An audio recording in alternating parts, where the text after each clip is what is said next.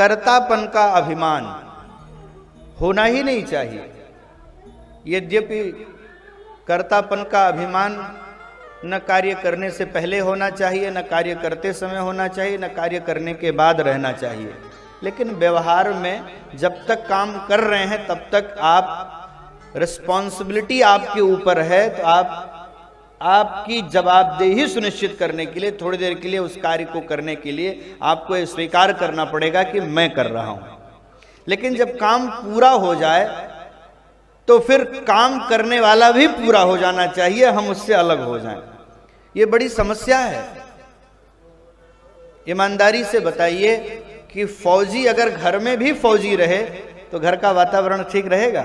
व्यवसायी अगर घर में भी वही भाषा बोले, हैं, सीए साहब वही भाषा घर में भी बोलें कि अब हमने ये बात बताई, अब 501 निकालो, इनके तो हर सलाह का पैसा है। श्रीमती जी पूछ लें क्या बनावें, बता दें कि ये बनाओ, फिर कहें कि नहीं अब निकालो, क्योंकि हमने सलाह दिया, तो घर का वातावरण ठीक बनेगा। इसलिए बाहर की भाषा, जो कार्य कर रहे हैं वो वहीं करके वहीं छोड़ दीजिए। उस कर्तापन का अभिमान लेकर के नहीं चलना चाहिए, नहीं तो आप आनंद का अनुभव नहीं कर पाएंगे।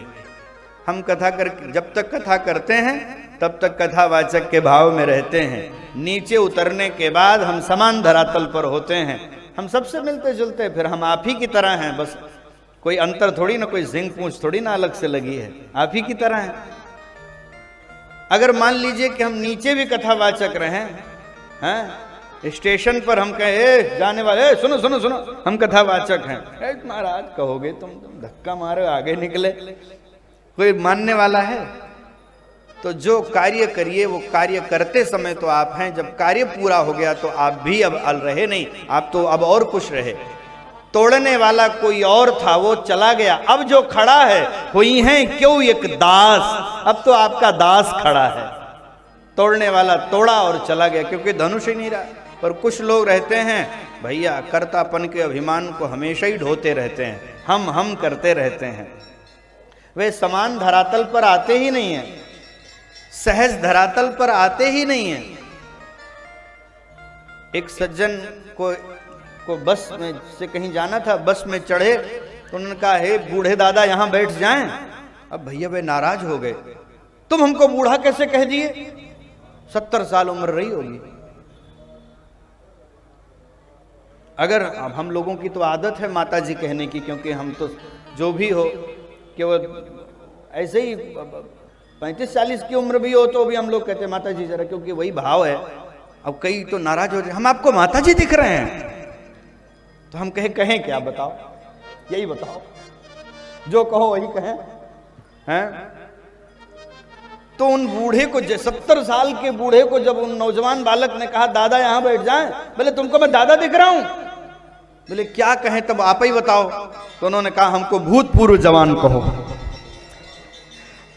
जवानी चली गई लेकिन जवानी का गुरूर अभी बाकी है।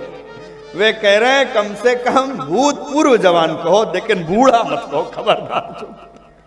बूढ़ा कहा तो कर्तापन के अभिमान को ऐसे लोग ढोते रहते हैं। पर राम जी ने धनुष तोड़ा और तोड़ने का जो कार्य था वो ही समय किया। उसके बाद वे उस अगर उनमें तोड़ने का अहंकार होता तो वो सीता जी के सामने सिर झुकाते।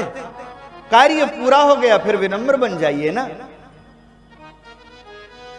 आप जो कुछ करते हैं वह करने के बाद आप मनुष्य बन करके रहिए। आप घर में साहब नहीं हैं, घर में आप बड़े आदमी नहीं हैं, घर में आप पति हैं, पिता हैं, किसी के पुत्र हैं।